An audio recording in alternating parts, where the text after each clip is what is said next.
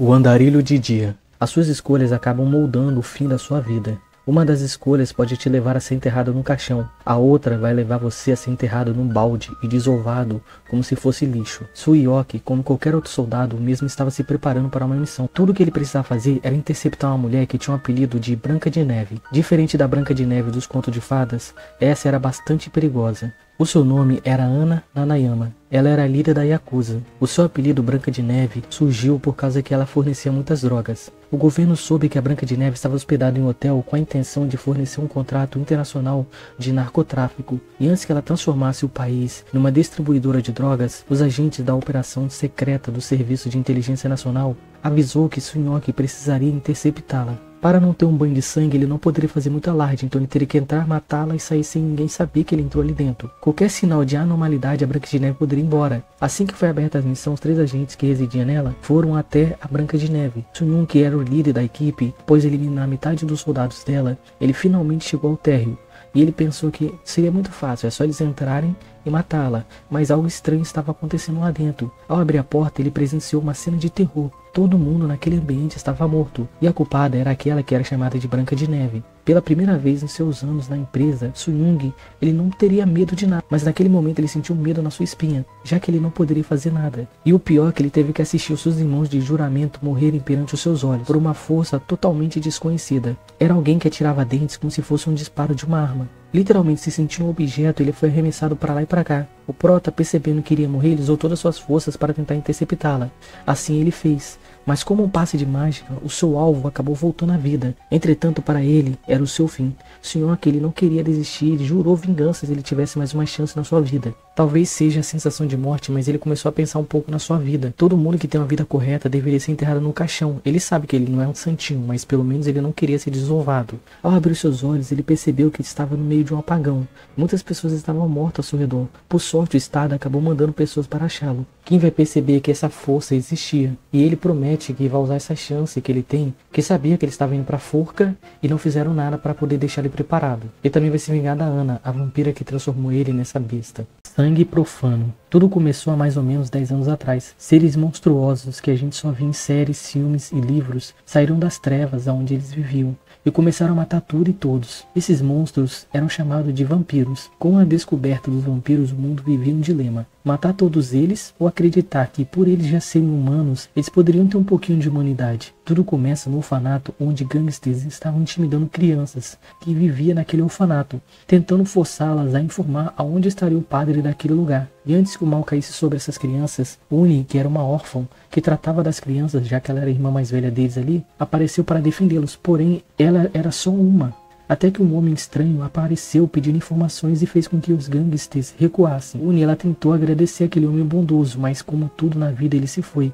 Para Uni, esse dia estava sendo extremamente complexo, já que ela, à noite, iria para a faculdade. As crianças tentavam motivá-la para tentar deixar com que o dia dela fosse menos estressante. A faculdade era um lugar bem misterioso.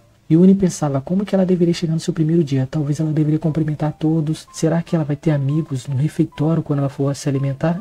Quanto mais ela pensava, mais confusa ela ficava. Até que anoiteceu, ele estava indo para a faculdade. O seu ônibus estava passando por uma rua, onde havia uma aluna que havia sido atacada por um vampiro à noite, e ela foi morta. Os policiais, com receio de acontecer outro ataque, anunciou que à noite teria um toque de recolher. Chegando na faculdade, os calouros tiveram que passar por uma fase de iniciação, e ambos tiveram que beber e comer, até que o verdadeiro teste iria começar. Eles teriam que derrotar um veterano na bebida. Como todo mundo estava correndo daquele desafio, já que ninguém aguentava beber, Uni acabou aceitando, sim, derrotando o desafiante. Todo mundo começou a gostar dela e todo mundo começou a perguntar o seu nome, já que ali ela percebeu que ela poderia ser ovacionada por todos, depois de derrotar aquela pessoa. Quando todo mundo estava saindo, um amigo dela decidiu acompanhá-la até a sua casa. Caminhando naquela noite, algo estranho acabou acontecendo. Um vampiro apareceu e matou um dos gangsters que atormentou as crianças no orfanato mais cedo. E Uni tentou fugir daquele vampiro, já que o amigo dela acabou metendo o pé. Ela acabou sendo encurralada pela parede, e o vampiro começou a falar para ela que ele era um predador, e ele iria transformá-la em vampira para que ela se alimentasse das pessoas também.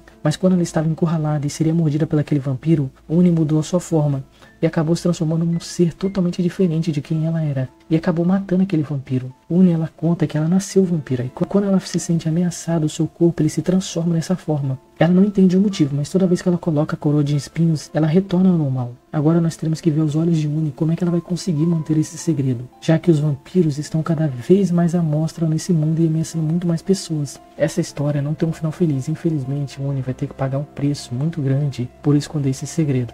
A última linhagem. Tudo começa em Delfos, Grécia, 978 a.C. Ele era o pai da espécie, o mais antigo, o primeiro vampiro, Ambrógio. Seus poderes eram inestimáveis. Ambrógio achava que poderia confrontar aquela que amaldiçoou ele. Essa pessoa que levou ele essa vida de solidão é a Têmis. Ambrógio percebeu que já era tarde demais, já que aquela que amaldiçoou ele era muito forte. A Têmis tirou a sua maldição, junto com sua vida. Delfos, Grécia, 2022 depois de Cristo. Após a morte de Ambrógio, o vampiro mais poderoso do mundo, vampiros de todo mundo se levantaram e lutaram um contra o outro pelo poder. A guerra se iniciou para ver quem herdaria a coroa caída. Para acabar com essa luta, os 5 couves mais fortes fizeram um acordo.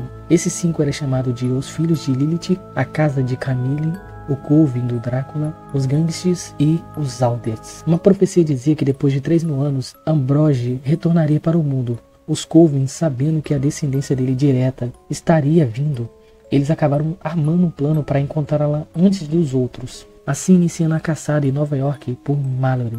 Agora podemos ver aos olhos de Mallory. Ela é uma pessoa que não sabia muito sobre o seu passado. Tudo o que ela soube foi o que contaram para ela. Ela foi abandonada na escada da igreja, mas ela não deixou que isso abalasse muito ela. Mesmo tendo esse peso do abandono, ela não deixou que esse mal atrapalhasse o seu sorriso, fazendo de tudo para que ela vivesse o máximo possível da sua vida com dignidade. E ao terminar a faculdade de geologia, a mesma recebeu uma carta que dizia que o seu tio havia falecido e deixado algo no testamento para ela. Agora ela precisaria ir até Braiconte. Entretanto, os motoristas que ouviam sobre esse lugar recusavam a levá-la até lá. Mallory era uma pessoa bem extrovertida, ela não entendia o motivo do porquê os carros não queriam levá-la até lá, até que um homem muito bondoso acabou levando-a até lá. E esse homem não tinha resquício nenhum de medo ao saber do lugar onde ela estava indo.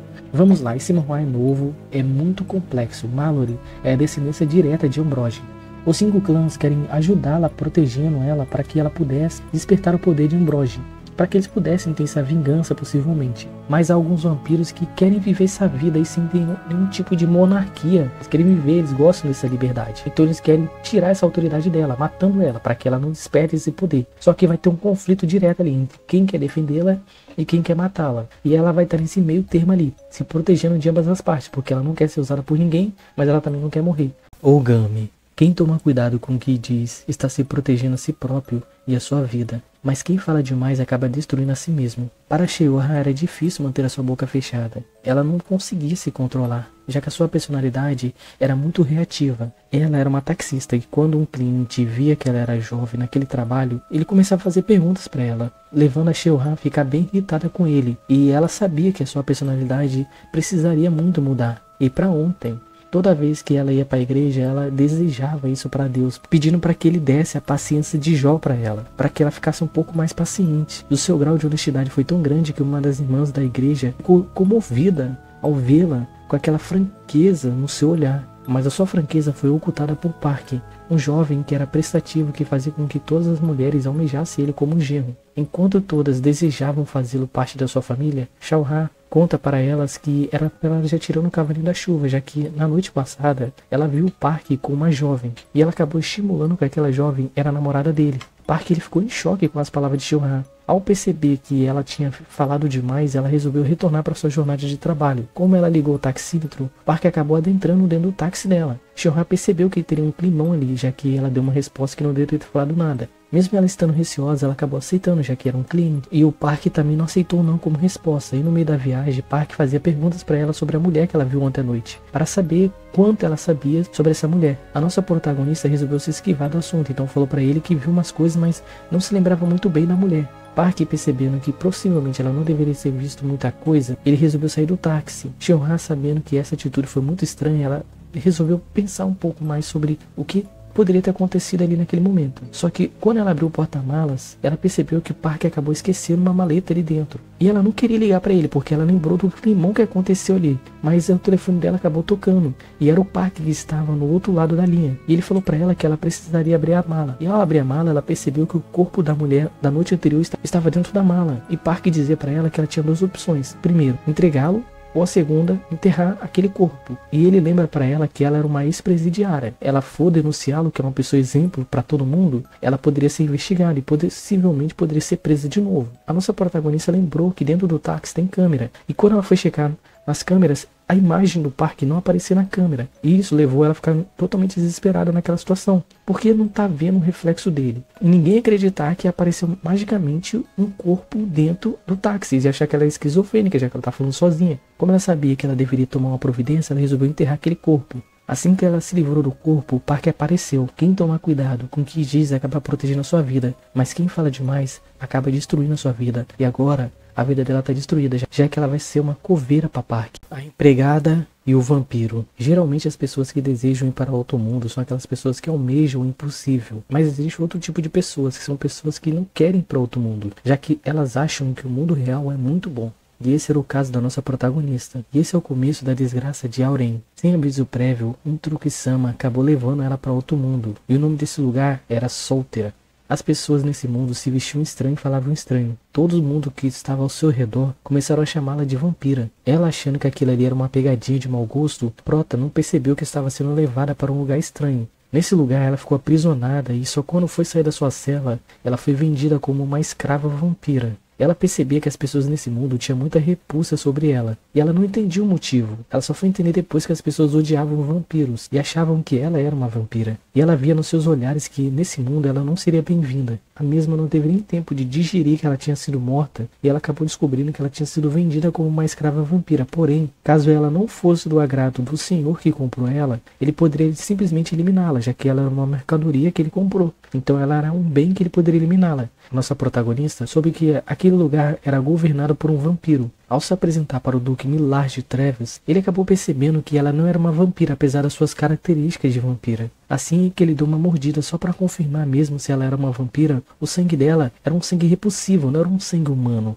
A Prota até tentou alertá-lo que onde ela morava as pessoas têm cabelos pretos, os vampiros nesse mundo têm cabelos pretos e têm uma pele mais clara. E ela tinha todas essas características dos vampiros, mas ela não tinha a forma do vampiro e também não tinha os caninos. Ela percebeu que se ele quisesse, ele poderia matá-la a qualquer minuto. E ela resolveu se humilhar com o intuito de fazê-lo com que ela permanecesse viva pelo menos mais um pouco. Depois de muitas humilhações, o Duque acabou permitindo que ela vivesse naquele lugar como uma empregada. Ela se lembra que no mundo moderno os afazeres domésticos eram muito mais simples, já que nós temos ferramentas que nos ajudam a impulsionar a melhoria da nossa vida. E lá ela teria que aprender tudo do zero, mas ela precisaria para sobreviver. E por isso ela planejou se adaptar a esse mundo estranho, até que ela descobrisse tudo que ela pudesse fazer para poder entender mais sobre esse mundo e sobre como ela foi parar ali. Depois de uma semana se adaptando a esse mundo, ela entendeu um pouco mais sobre aquele lugar. Os vampiros eles foram caçados e mortos pelos humanos. O Duque Millard Treves é o último da sua espécie, porém, para que ele não fosse caçado pelos humanos, ele recebeu uma lei que ele teria que se casar com uma humana, e se ele morresse ou fosse morto pela essa humana, a sua fortuna seria ir para ela. Auren percebeu que Millard estava no mesmo barco que ela. E esse mundo odeia tantos vampiros, e ela, por ter a aparência de um vampiro, ela também era odiada. Esse manhwa é meio que um romance entre os dois, entendeu? Eu deixei aqui mais em aberto, entendeu? Pra vocês entenderem. É uma coisa mais psicológica, mais romântica, entendeu? É muito mais complexo, então vocês têm que lerem pra vocês poderem entender mais pra frente sobre os capítulos.